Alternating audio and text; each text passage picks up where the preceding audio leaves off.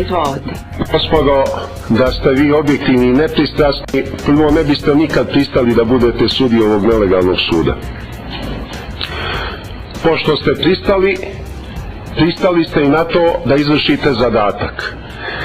Sve troje dolazite iz zemalja koje su članice NATO pakta, koje su bombardovale Srbiju zverski. 3 meseca ste ubijali srpsku decu. I vi mene ubeđujete da ste vi objektivni.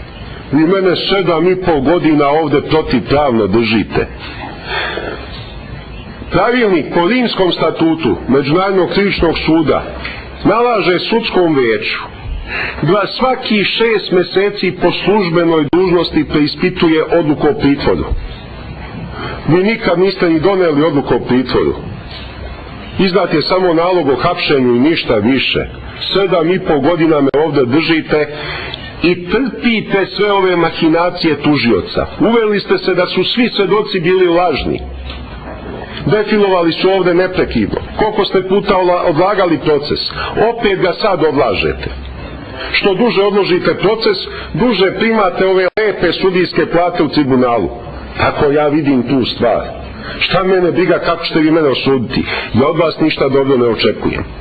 Vi ste moji neprijatelji jer dolazite iz zemalja koje su članice NATO pakta i koje su neprijateljske prema mojoj otadžbini Srbiji. Vi meni ništa drugo ne možete biti nego neprijatelji.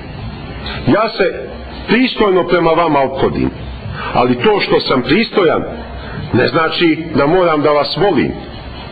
I ne volim vas. Tretiram vas kao svoje neprijatelje. I to ste valjda videli svakog dana ovoga procesa. Svakog dana ste to mogli da vidite. Od prvog dana. Jeste, vi ste moji neprijatelji, dobili ste zadatak da mi skinete glavu. I uradite to već jednom. Sve nešto čekate ne bi li isplivao neki novi dokaz. Pa gde će isplivati? Bio je ovo jedan od mnogih snimaka koji su postavljeni na YouTube, a vezani su za suđenje doktoru Vojislavu Šešelju u Hagu. Izabrala sam ovaj možda zbog toga što se u ovih 2 minuta može svašta čuti i nazreti. Napravljen je, kao što ste čuli, posle 7,5 godina boravka Vojislava Šešelja u Hagu, a evo ovih dana se navršava punih 9 godina i nekako kraj i izvesnost u slučaju Šešelj se ne nazire. Samo loše vesti ovih dana ili ovih, mogu da kažem čak i godina, nam ponovo skrenu veliku pažnju, pre svega medijsku pažnju na sve ono što se dešava u Hagu. I ovog puta zdravstveno stanje i sve ono što se o tome govori ili ne govori, o čemu se dosta i prećutkuje, što se samo nazire, je razlog da danas govorimo o tome. Sa nama u studiju su gospodin Zoran Krasić, potpredsjednik Srpske radikalne stranke i šef pravnog tima za odbranu Vojislava Šešelja. Dobro jutro i dobrodošli. Bolje vas našao.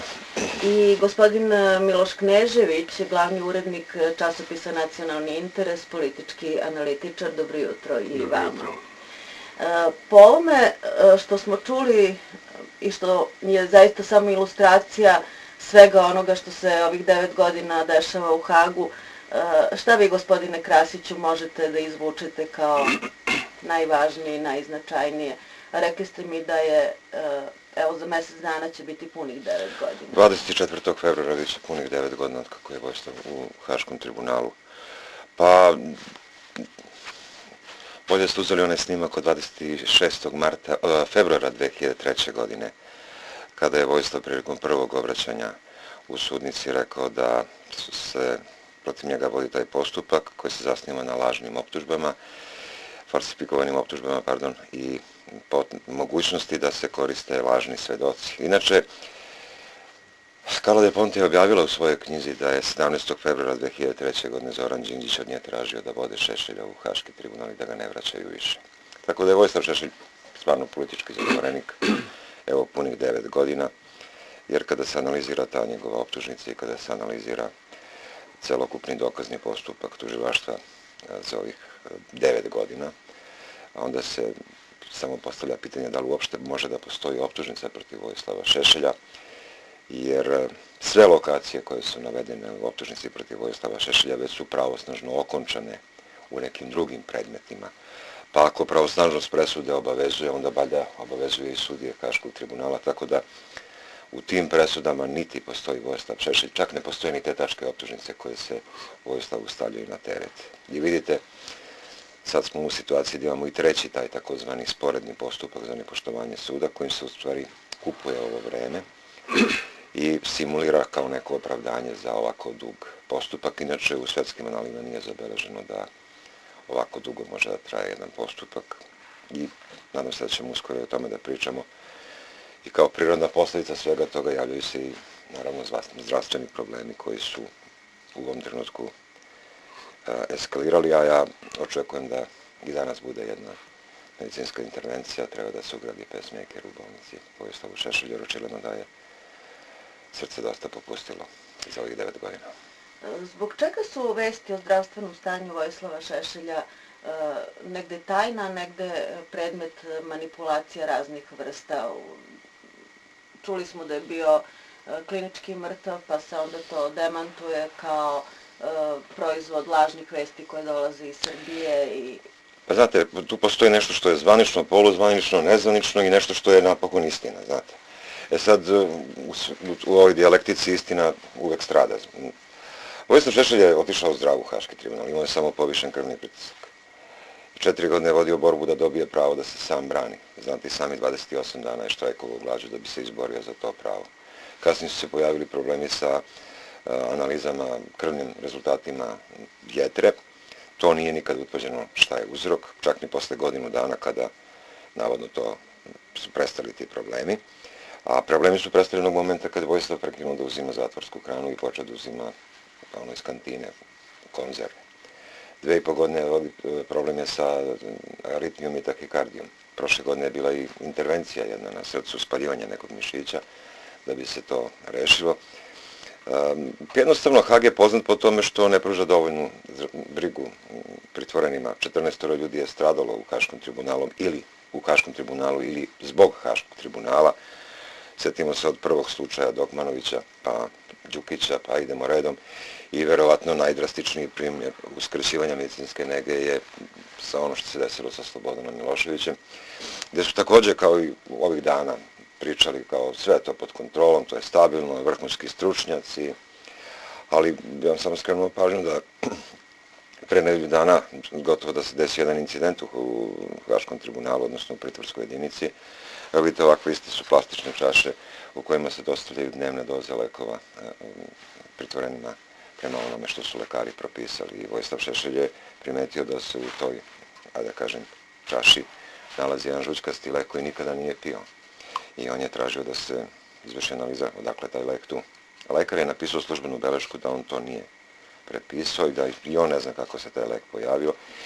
I već sutra dan u petak desilo se to da je Vojislav Šešelj hitno prebačen u bolnicu. Jednostavno on je ostao bez svesti u hodniku ćelije. Slučajno jedan od pritvorenih je naišao, primetio da Vojislav Šešelj leži i tako je, bukvalno rečeno, sekunde su odlučile o njegovom životu. Pristupilo se reanimaciji u bolnici i evo, juče je supruga napokon obišla Vojislava Šešelja u bolnici i potvrdila sve ove potvrđene su sve ove informacije sa kojima smo mi raspolagali. Znači, on je vraćen u život praktično kad je došao u bolnicu, a evo sada danas očekuje ugradnja tog pacemakera koji bi trebao da stabilizuje, koliko sam ja shvatio, te impulse i rad srčanog mišića. Da, i utvrđivanje istine očekujemo od suda. Ali samo da vam skrenem pažnju, po sudskom nalogu već 1,5 godina dana lekari u Hagu nisu utvrdili uzrok aritmije, tahikardije i lošeg zdravstvenog stanja. Znači, već 1,5 godina nisu utvrdili. A znate i sami, kada se tamo pojavi pitanje da treba čovjek da se leči, da izabere lekara, tako dalje, odmah skaču oni sa onim svojim otrcanim pričama o velikim standardima, međunarodnom pravu, briga o čoveku i tako dalje. I sad imali smo jutros Rasima Ljajića koji je na televiziji Pink rekao da je prosto zapanjen čovjek, da u Haškom tribunalu niko ne obraća pažnju na stanje Vojislava Šešelja. Jednostavno njih to uopšte ne interesuje šta se dešava sa Vojislavom Šešeljem. bukvalno rečeno, oni imaju neku svoju misiju i očigledno ta misija kompilacijski može da se protumači, vodite ga i ne vraćate ga više. Sad tu su se malo prevarili, ipak je Vojislav Šešelj tvrd orah, to mi ovde dobro znamo, a imali su prilike i oni da upoznaju da Vojislav Šešelj nije čovjek koji popušta, koji ne pravi kompromise oko istine, po tome je prepoznatljiv. Uostalom, to je njegov modus vivendi. Kada ste pomenuli gospodina Rasima Ljajića, njegova izjava je glasila otprilike ovako: želeo sam da saznam šta se događa sa Vojislavom Šešeljem u Hagu, gde je smešten, kakvo je njegovo zdravstveno stanje, ali je Vojislav Šešelj to odbio, ne iz ličnih, već iz principijelnih razloga, jer odbija svaku saradnju sa bilo kim ko pripada vlastima Srbije. Gospodine Kneževiću, možda je ovo prilika da se negde osvrnemo na odnos i Vojislava Šešelja prema državi Srbije, ali i države Srbije prema optuženima i svima onima koji su se našli u samom Haškom tribunalu i naravno prema Haškom tribunalu kao takvom. To je vrlo kompleksno pitanje. Pre svega, država Srbija ima kontinuitet. Vlasti se menjaju, režimi se menjaju i mora se razdvojiti odnos prema državi i odnos prema režimima, odnosno režimu države. To je bitno da se shvati zbog toga što svi državljani Srbije, pogotovo oni koji su bili politički akteri, političari i državnici, a našli su se na Međunarodnom tribunalu, moraju da imaju određena prava koja crpu iz te činjenice. Dakle, država ne može da se odrekne sve i da hoće, bez obzira na režimske pozicije, partijske pozicije, koalicione, liderske i tako dalje, svojih sugrađana koji su se sticajem okolnosti istorijskih, koji još uvek nisu razgovetne do kraja, našli na tribunalu, u ovom slučaju ad hoc tribunalu za Jugoslaviju u Hagu. To je s jedne strane potrebno imati u vidu, s druge strane treba imati u vidu i činjenicu da taj tribunal, osim svojih pravnih funkcija, prema većini stručnih mišljenja u svetu, ima i određeni geopolitički refleks i političku funkciju. O tome da je suđenje dosadašnje u Hagu opterećeno politikom i ideologijom hegemonijalnih činilaca i dominantnih činilaca u svetu, postoje već tone literature i mišljenja, to ne treba posebno dokazivati. Dakle, u Hagu je trebalo sumirati jedan sukob koji je trajao na Balkanu u jednom periodu i staviti tačku na geopolitički odnos moći, koji je u tom času bio, zna se kakav, a u ovom času je bitno izmenjen. Dakle, u tom smislu treba čitati i sudbinu južnoslovenskih političkih aktera, a pogotovo i najviše i najvećoj meri Srba, koji su se obreli u tribunalu, pa između ostalih i Vojislava Šešelja, o kome danas, o čojoj sudbini danas razgovaramo. Dakle, čitav politički vrh, pod znacima navoda ili bez njih, kako god, po afinitetu slušalaca, starog režima ili starog poretka, politički vojni vrh našao se u Hagu. Nažalost, u srpskoj politici postoji od Karađorđevih vremena jedna vrsta, ajde da kažemo, opasnosti i pretnje koje se često završavaju i žalosnim ishodima, gubicima života i tako dalje. Tako je i u srpskoj politici u drugoj polovini 20. veka i u posljednjoj četvrtini veka, kad su se svi bitni događaji zapravo odvijali, bilo puno prekida života i smrti. Znači, imala je na neki način nekromantni karakter. Međutim, taj karakter se nastavio i kad su sukobi završeni, to je interesantno, u tribunalu. Jer mnogi ljudi, što je rekao gospodin Krasić, tačno je zapazio, koji su otišli tamo zdravi, na kraju su se razboleli, neki od njih su se teško razboleli, a neki su, nažalost, i umrli. Najizraženiji primjer je svakako slučaj Slobodana Miloševića. Evo sada imamo zakasnelu i nejasnu informaciju u medijima da je Vojislav Šešelj na Badnje veče doživeo kliničku smrt. i moglo da se desi da umre. Znači, nije to sad pitanje samo naših individualnih, partijskih, političkih strasti, da li isključujemo tu žalosnu činjenicu iz naših osjećaja i analiza, nego je pitanje političke kulture, odnosa prema svakom žitelju, građaninu Srbije, bilo da dolazi iz sfere politike, ekonomije, iz bilo koje sfere koje se nalazi u takvom položaju. Mi moramo da imamo određeno razumevanje i da zastupamo, da kažem, kao država, mislim na državu Srbiju, stav koji će da bude principijelan i usklađen sa normama međunarodnog prava. Međutim, tu moram da dođem na onaj teren koji je najsporniji. Dakle, koliko se i u kojoj meri primenjuju regule međunarodnog prava, javnog prava i u ovom krivičnom delu u Haškom tribunalu. Ali mi se čini da to može da bude u nastavku razgovora zanimljiva tema jer se dotiče zapravo prave invazije anglosaksonskog prava na kontinentalno pravo i nekih procedura i postupaka koji su do sada bili nepoznati, a imaju na izvestan način merkantilni, sporazumni, trgovački karakter u krivičnom pravu, pitanjima krivičnog prava, pa čak i najtežih slučajeva, takozvanih ratnih zločina. Dakle, sve to je relevantno i u odnosu na Vojislava Šešelja, kao što je relevantno i u vezi sa slučajem Ratka Mladića, Radovana Karadžića, kao što je bilo važno i u slučaju Slobodana Miloševića, a nije do kraja razjašnjeno. Gospodine Krasiću, stav Vojislava Šešelja je principijelan po njegovom izjašnjavanju kada je reč o njegovoj saradnji i odnosu sa državom Srbijom. Kako vi ocenjujete stav države Srbije? Koliko je principijelnosti u tom stavu kada je u pitanju Vojislav Šešelj i njegova pozicija u Hagu? Pa gospodin Krešević je lepo ukazao na promenjenu dijalektiku činjenice državljanstvo, pa činjenice državljanin u pritvoru u inostranstvu, gde država jednostavno ne može da izbegne svoju obavezu, jer onda se postavlja pitanje šta znači državljanstvo, šta znači vlast. I dobro je primetio, između vlasti i države postoji velika razlika. Mi od 2000. godine na vlasti imamo stranke koje promovišu, a da kažem, nedefinisane vrednosti Evropske unije. Zašto kažem nedefinisane? Pa ni Evropska unija ne zna koje su njihove vrednosti, a kamoli mi da pretendujemo da znamo koje su njihove vrednosti, ako ne uzmemo kao sintagmu globalizam. Vidite,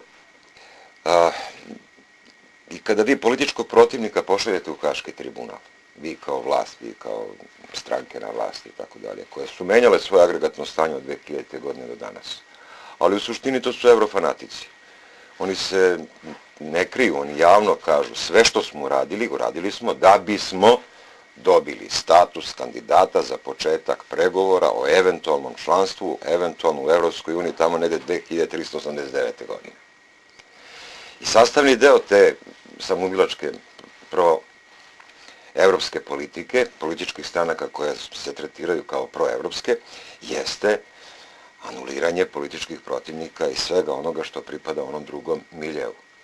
I u Srbiji je ta situacija potpuno jasna. S jedne strane je Srpska radikalna stranka, s druge su strane sve ove druge političke stranke, koje zastupaju stav da Srbija treba da se približava Evropskoj uniji. Postoje neke nijanse. Sećate se, svi su isporučivali Srbe u Hag. Zašto? Da bi ispunili uslov, haški uslov, je tako? Nema tu neke principijalne razlike. I u tom smislu treba je tumačiti ovaj stav Vojislava Šešelja da oni koji su me isporučili ili ona politika koja je insistirala da se podigne optužnica protiv mene, zašto to pričam? Pa verovatno još nismo zaboravili 2002. godinu i ona 4 ciklusa izbora predsjednika, u to vreme bio onaj zakon da i u drugom krugu mora 50% birača da izađe, pa zbog tog drugog uslova nije se desilo da se 2002. godine izabere predsjednik Republike Srbije, ali ono što je bila konstantna, Vojislav Šešelj iz svakog izbornog kruga je povećavao broj glasova. I onda je postojala opravdana smetnja da 2003. godine Vojislav Šešelj bude izabran za predsjednika Srbije i onda nema proevropskog puta. Zakrčen je proevropski put. I zato je došla optužnica koja je napisana tamo u januaru 2003. godine. I samo da vas podsjetim, Vojislav Šešelj je pre 2003. godine 4 puta javno pozivao Haški tribunal. Da li postoji neka zapečaćena, otpečaćena, tajna, javna optužnica, da li je on predmet istrage. Uvek je dolazi odgovor iz Haga da oni nemaju ništa protiv njega, da on uopšte nije predmet njihovog interesovanja. Znate, i onda se preko noći desilo ovo što se desilo, da je u toku februara meseca podignuta ta optužnica koja je sva onako, ajde vam kažem, sve optužnice u Haškom tribunalu su literalni sastavi koje ne bi u Srbiji nijedan sudija potvrdio. Znači, taj tekst optužnice u Srbiji nikad ne bi bio potvrđen od strane, ajde da kažem, dežurnog sudija, da koristim njihovu terminologiju. Znate, i u tom odnosu sada očekivati od Vojislava Šešelja da jednostavno pokaže neki, ajde, blagonaklon stav prema ovima koji su na vlasti u Republici Srbiji, to je nemoguće. Ali samo da vas podsjetim, 2005. godine je donet i zakon o pomoći optuženima koji su se dobrovoljno javili i otišli u Haški tribunal. U kom smislu, šta je zakon imao za cilj? Da se olakša odbrana, da se omogući optuženima da dođu do dokumentacije, da se nešto malo i finansijski pomogne. Kako je zakon objavljen u Službenom glasniku, tako je serija nevladinih organizacija tražila da se zaustavi primjena tog zakona i doneto je rešenje, Slobodan Vučetić je bio predsjedavajući u to vreme, doneto je jedno rešenje kojim se zabranjuje primjena tog zakona i taj zakon danas nije u primjeni. Čeka se konačna odluka o ustavnosti tog zakona. Znači i tu je vlast pokazala kakav odnos ima prema, ajde da kažem, statusnim pitanjima naših državljana koji se slučajno nalaze zbog optužnice u Haškom tribunalu. Tako da, Vojislav Šešelj je prepoznao u stvari ko su njegovi protivnici, kao što ste lepo pustili na početku priloga, da je ukazao gdje su ti neprijatelji srpskog naroda. I samo još jednu stvar da malo dopunim. Haški tribunal je i izmišljen da bi se skrenula pažnja sa odgovornosti međunarodnog faktora koji je najdirektnije uticao na razbijanje bivše SFRJ. I sada dolazite u situaciju da onaj koji je projektovao razbijanje bivše SFRJ, doprineo razbijanju bivše SFRJ, posvađao narode, pomagao, slao oružje ako su postojale zabrane itd. itd. Sad je on promenio uniformu i sad se on u obliku Haga, inače Hag, to je jedini sud na kugli zemaljskoj koji ima zadatak i da uspostavi mir. Znači ne pitanje individualne krivične odgovornosti kao centralno pitanje jednog suda, nego uspostava mira. Pazite, koliko daleko oni idu sad nekom tom svojom misijom. Sad imate situaciju da ste jednu uniformu promenili i sad onaj koji je najbrutalnije razbio bivšu SFRJ oblači neku novu uniformu, belu i kaže vidite ovi primitivni balkanski narodi. Čim nisu pod našom prismotrom, oni se kolju, ubijaju itd. I to je ta igra, kažem, igra koja treba da omogući. Inače u Hagu se nijedna presuda nije slučajno donela. Još 1992. godine kad se razmatralo stvaranje Haškog tribunala, CIA je napisala izveštaj i rekla je 70% su krivi Srbi, 20% Hrvati i 10% muslimani. I pogledajte presude, pogledajte optužene, pogledajte kazne, vidjet ćete da ta proporcija stoji. Ali neće niko da kaže da je 78 vrhunskih profesora međunarodnog prava te 1992. godine bilo protiv osnivanja ad hoc tribunala u Hagu, jer je prosto nemoguće da sud bude pomoćni organ Saveta bezbednosti. Jer oni su iskoristili glavu Povelje Ujedinjenih nacija o uspostavi mira koje je u nadležnosti Saveta bezbednosti, pa su onda iz toga izvukli treba nam jedan ad hoc pomoćni organ, pa neka bude neki sud. I da bi taj sud nekako opstao, onda su napravili svojevrsnu mešavinu, jer njihov statut, pa čak i taj nonsens da sudije sami donose svoja pravila, to je pravilnik o postupku i dokazima koji su same sudije donale, na bazi člana čini se 15 statuta, sami sebi propisali proceduru i onda još nešto najcrnje što je moglo da se desi, pravilo 77, gdje su sudije same propisale krivično delo. U kojoj to zemlji na kugli zemaljskoj sudije mogu da sednu i da propišu šta je krivično delo? Pa valjda postoji parlament, pa valjda postoji Narodna skupština, pa valjda postoje zakoni koji donose predstavnici naroda. Sudije nisu predstavnici naroda. Interesantna stvar. Ali to je sve moguće u Hagu. Zašto? Zato što je mnogo veći interes da se prikrije glavni krivac za sve one patnje od 90. godine, 91. godine, i jednostavno taj vuk je prešao u jagnjeću kožu i sada on priča o miru, mir, niko nije kriv, budite dobri, vidite kako niste dobri, nećete više biti u ovoj situaciji, dobit ćete svi po nekog gaulajtera i dobili smo svi po nekog gaulajtera, sve ove države nastale na teritoriji bivše SFRJ. I u tom smetlu Vojislav Šešelj smeta. Zašto? Jer iz njega izbija istina. Prosto izbija iz njega istina. I onda se iz toga vidi u kom pravcu treba tražiti pravdu. I zato vam kažem, ovdje se postavlja stvarno pitanje, da li uopšte može da postoji optužnica protiv Vojislava Šešelja? Ako uzmete bilo koju lokaciju, recimo uzmete lokaciju Vukovar, ona je pravosnažno okončana, pre nego što je Vojislav Šešelj i optužen. Kod Vojislava Šešelja su u optužnicu stavili one tačke koje su pravosnažno odbačene u prethodnim postupcima. Pa čak su koristili iste svedoke. Pa su isti svedoci morali da ponove istu priču na suđenju Vojislavu Šešelju. A ta njihova priča kod Mrkšića, recimo, je pravosnažno utvrđena kao lažna, nepouzdana. Znate? I sad to se preseli ovamo. I šta bi sad to trebalo da se desi? Da ono što je pravosnažno utvrđeno kao laž, samo u predmetu protiv Vojislava Šešelja postane pravosnažna istina. Pa to je nemoguće. I zato vam kažem, Vojislav Šešelj u suštini nema optužnicu. Doduše i oni malo između redova u optužnici kažu da oni njega ne optužuju, da je on neposredno izvršio i tako dalje, nego idu na pomaganje, podržavanje i na taj kolokvijalno nazvani govor mržnje koji, bukvalno rečeno, nigde ne postoji osim u nekom građanskom smislu, a tiče se pre svega novinara i urednika, a ne učesnika na javnoj sceni. Gospodine Kneževiću, o Haškom tribunalu, kao što ste rekli, ispisane su hiljade i hiljade stranica. Međutim, takođe se o Haškom tribunalu govorilo kao o jednom sudu koji ima rok trajanja, predviđao se kraj rada, koji je zavisio od mnogih drugih stvari, ali ne samo od mirovnih procesa, već i od finansija i uticaja moći sa raznih strana. Šta je to po vama što Haški sud održava do dana današnjeg i šta je to po vama što će mu produžiti rok trajanja? Pa evo, geopolitičku dimenziju prati hronopolitika, raspolaganje vremenom, naročito vremenom podređenih nacija, država i građana koji su skoro izgubili svojstvo građansko. Dakle, projektovanje da traje onoliko koliko je potrebno u fazi posle dezintegracije složene države Južnih Slovena pod imenom SFRJ.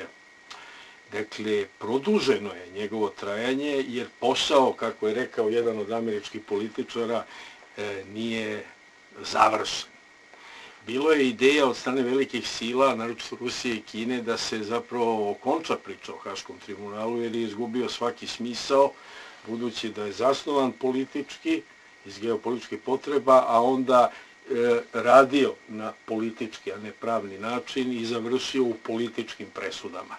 Međutim, on još uvek postoji, a kako stvari u svetu stoje, s obzirom na napetosti oko Sirije, Irana i nekih drugih zemalja, verovatno će dobiti novo hranivo i razloge da se produži njegovo poslovanje u sferi pravde ili kvazi pravde, kako god. Dakle, kad je reč o našoj situaciji, on jeste ad hoc tribunal za Jugoslaviju. Jugoslavije naravno više nema, deo njegovih nadležnosti prenet je na južnoslovenske državice koje su međuvremenu nastale, ali on još uvek traje. I rekao bi da postoje dve vrste rđave beskonačnosti. Jedna je rđava beskonačnost puta Srbije u Evropu. Namjerno citiram tu formulaciju put u Evropu, jako smo, kao što je svima poznato, i u osjećajima i u celokupnom habitusu mi deo Evrope. Dakle, mi se aproksimativno približavamo Evropi kroz razne forme statusa predkandidatskog, možda kandidatskog, pa onda hipotetičkog članskog, i ta rđava beskonačnost traje već 10-12 godina, ali puni smisao te beskonačnosti vjerovatno će da bude overen tek kada istekne 30. ili 50. godina našeg putovanja u Evropu. Druga rđava beskonačnost je upravo ova haška. Evo primjer Vojislava Šešelja, koji je skoro 9 godina, je li tako, u Haškom tribunalu ukazuje na to da i sudanija može da bude beskonačna. Da ne mora čovjek da bude na sudu, da sačeka presudu, pa da ode tamo gde je određeno u zatvor, nego može da bude u nejasnom, u nekom, ajde da kažemo, nerazgovetnom statusu toliki broj godina da se postavlja opšte pitanje koji je smisao recimo 10-godišnjeg ili možda 15-godišnjeg, ne daj Bože, suđenja bez presude. To nas upućuje ujedno i na neku vrstu negativnih utopija i književnosti kafkijanskog tipa. Znači, potraga za pravdom, iščekivanje presude koje nema.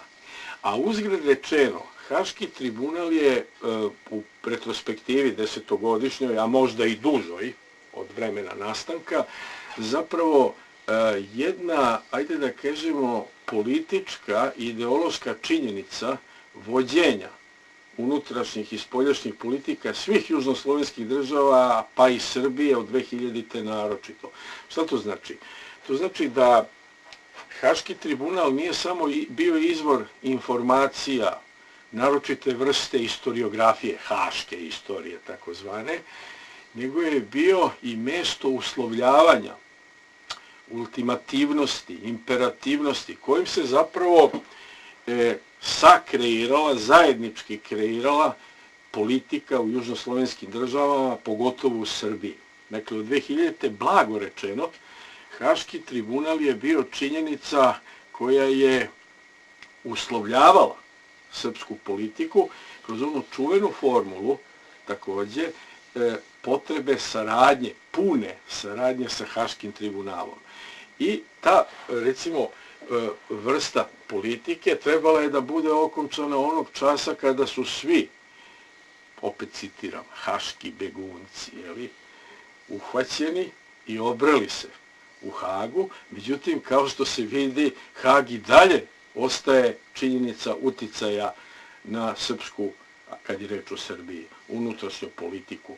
Šta to znači u slučaju Vojislava Šešelja? Budući da je on bio jedan od najistaknutijih političara u starom režimu, koji je 2-3 godine pretekao posle oktobarskog preokreta u tranzicionu fazu, koja još uvek nije obavljena do kraja, on je bio ne samo očita činjenica funkcionalna srpske politike, nego i opasnost. Shvaćen je bio kao opasnost, ono što je Krasić malo pre rekao, za konstelaciju snaga u prvoj fazi tranzicije. A ta tranzicija, kao što vidimo, traje već 12. godinu i nije završena. I pitanje je kako će se taj prelazak završiti, gde ćemo mi zapravo dospeti, u koje je ishodište.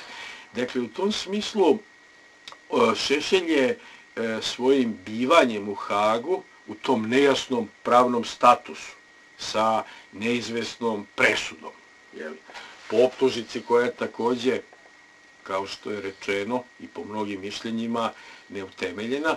Dakle, Šešelj je tamo čitavo vreme u trajanju te tranzicije, koja treba da bude okončana verovatno bez promene konstelacije političkih snaga, partija u Srbiji.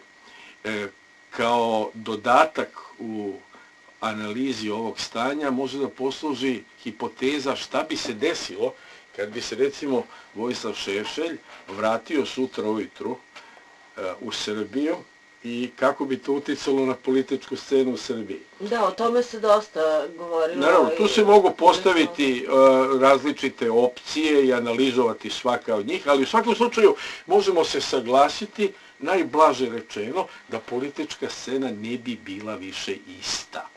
Dakle, toga su svesni i političari na vlasti, političari opoziciji, različitih vrsta opozicije u Srbiji koja je fragmentovana kao i u vremenu Slobodana Miloševića, i danas je fragmentovana, nije ujedinjena. Dakle, Haški tribunal je neka vrsta, u maloj rekapitulaciji,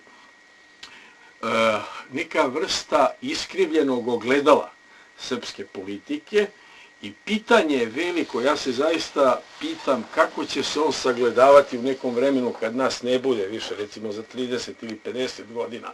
Da li će se on tretirati onako kako jedan deo građana u Srbiji ga tretira kao zaista međunarodni tribunal koji treba da ispuni pravdu, ili će biti tretiran u potpuno drugom ključu kao ad hoc institucija koja je dobila nadležnost od Saveta bezbednosti, a onda samo kreirala pravo izvan svih regula kontinentalne političke kulture, razdvojenosti zakonodavstva, pravosuđa, izvršne vlasti, po nekom principu koji liči skoro na onaj orijentalni kadijate sudi, kadijate tuži, i ne samo to, nego i mnoge druge stvari koje ne mogu odmah da budu shvaćene.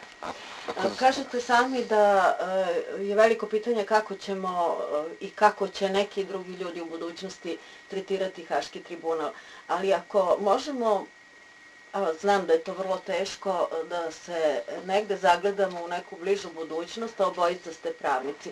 Kako vi vidite mogući ishod? Da li uopšte nazirete bilo kakvo donošenje presude? Koliko još može da traje suđenje? Pa vidite i sami da li postoji bilo kakva izvesnost oko toga da će jednog dana se staviti tačka na suđenje, da će biti doneta optužnica kakva takva? Samo nekoliko činjenica. Haški tribunal, kako da vam objasnim, on je formiran kao ad hoc pomoćni organ Saveta bezbednosti. Ali Haški tribunal, pored toga što sve menja ili, ajde da kažem, izokreće, što izokreće ovu našu noviju istoriju od 1991. godine, već u veštačenjima koje se tamo javljaju, tamo se menja istorija od pre 300 godina. To je čuveni Ivo Tomić koji veštači o, ne znam, srpskom nacionalnom pitanju. Bading, istoričar.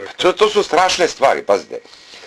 Pojavi se tako mali čovek u svojstvu svedoka veštaka i sa nekih 200-300 strana svog nekog, ajde da kažem, nekim svojim autorskim radom, anulira celu Akademiju nauka i umetnosti. Anulira sve što smo učili u školama. O istoriji Balkana, o istoriji ovih naroda i tako dalje. I to ladno prolazi tamo u Haškom tribunalu, znate. Dalje. Vi istovremeno imate dva procesa. Pazite koja je ironija.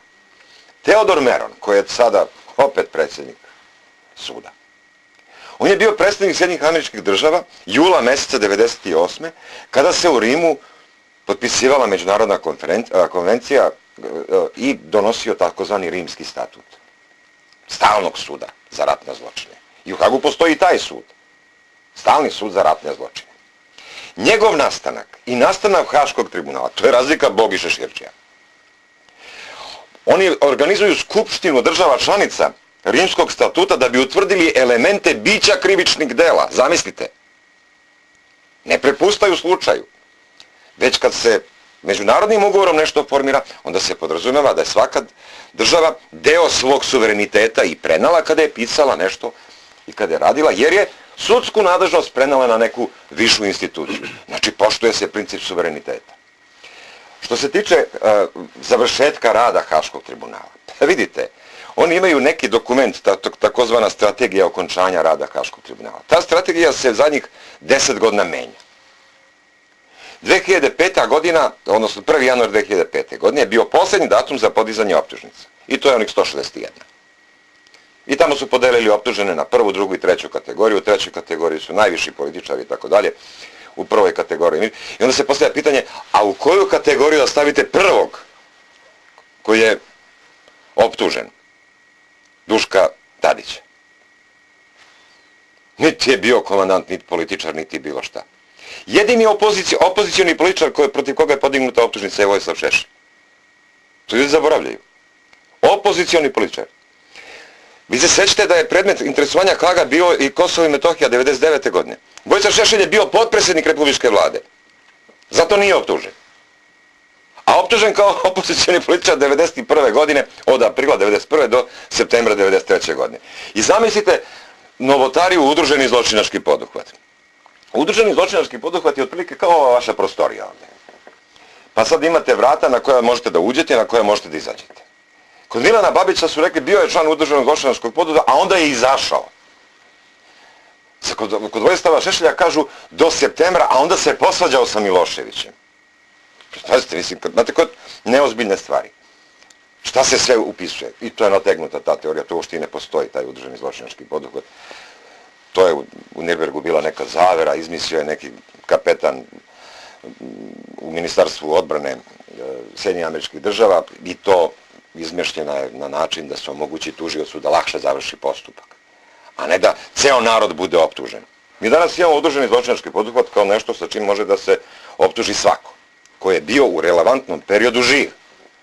Ako je kojem slučaju imao uniformu, on je obrao Bostan skroz. I sad pazite, u toj izlaznoj strategiji 2008. okončanje prvostepenih, 2010. okončanje drugostepenih. Pa onda 2010. okončanje prvostepenih, 2012. okončanje drugostepenih.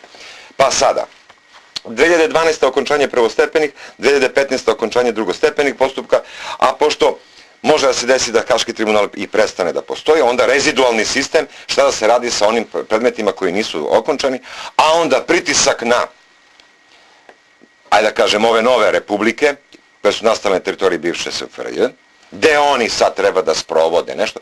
To je otprilike nešto što se dešavalo u Nemačkoj od 1946. godine.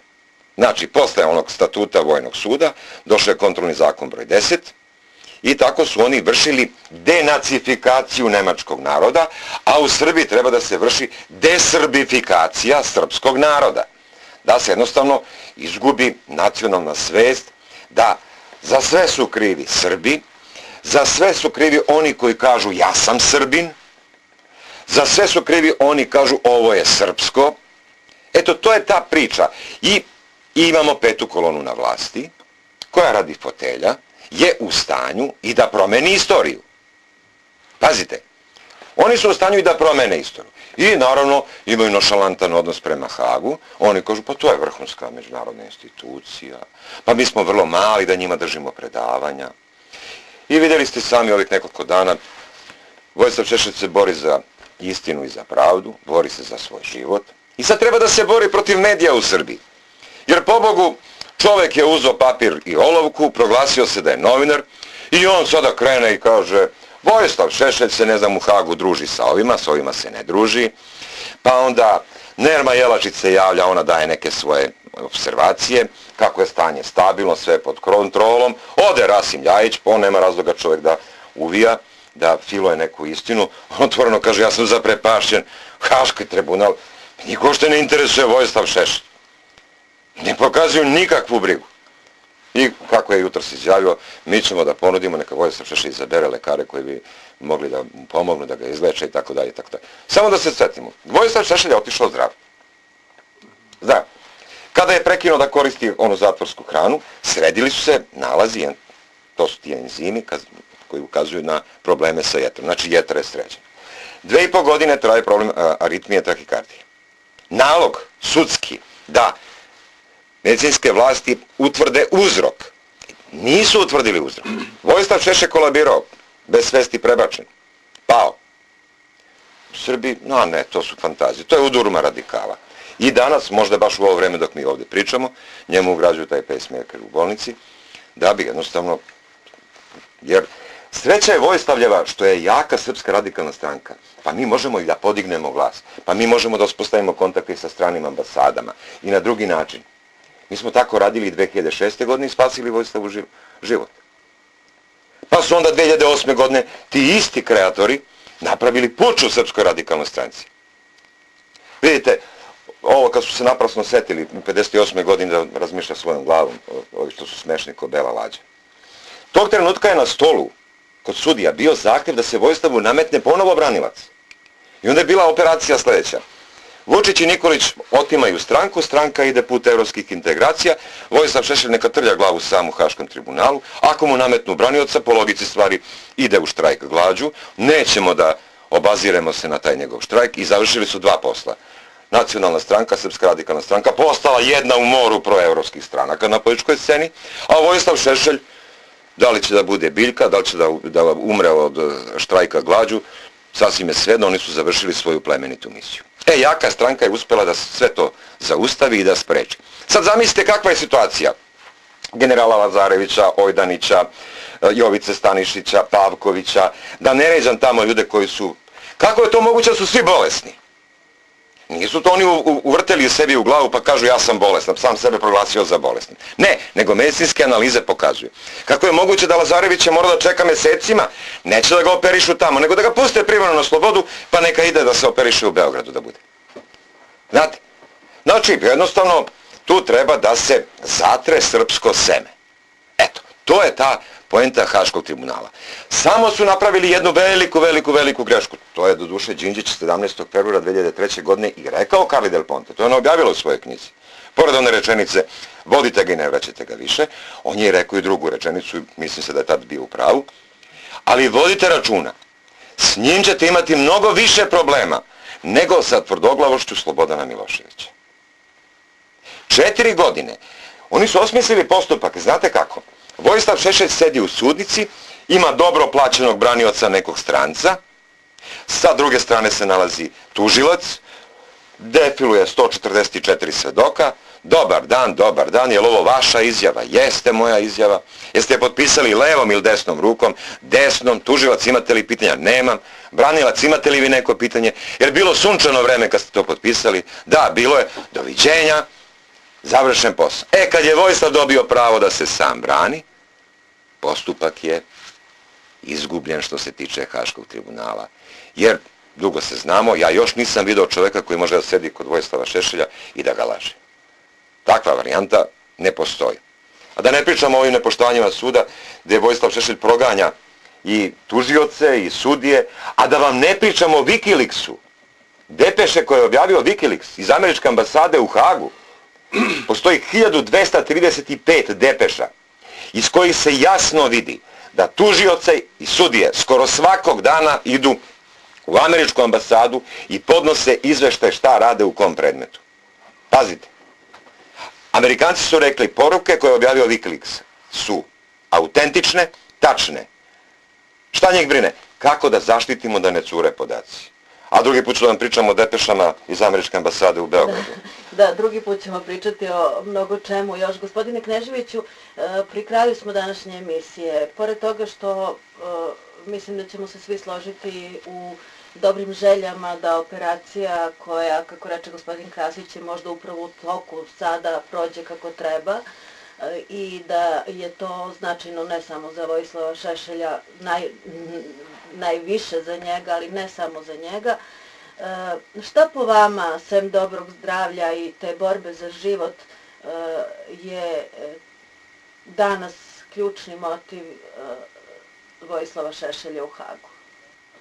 Mislite, motiv povodom njega ili njegov motiv autentični? Pa ja mislim da je on čovek koji ima jednu vrstu kompletnog i kompleksnog sagledavanja stvarnosti srpske. On je čovek koji u čitavom svom biografskom domenu i habitusu svog življenja ima jasnu ideju šta je sudbina i kakav je zapravo srpski prostor, srpski narod i njegove političke tvorevine. Dakle, on je, ajde da kažem, to je poznato, alternativa sadašnjoj politici u Srbiji.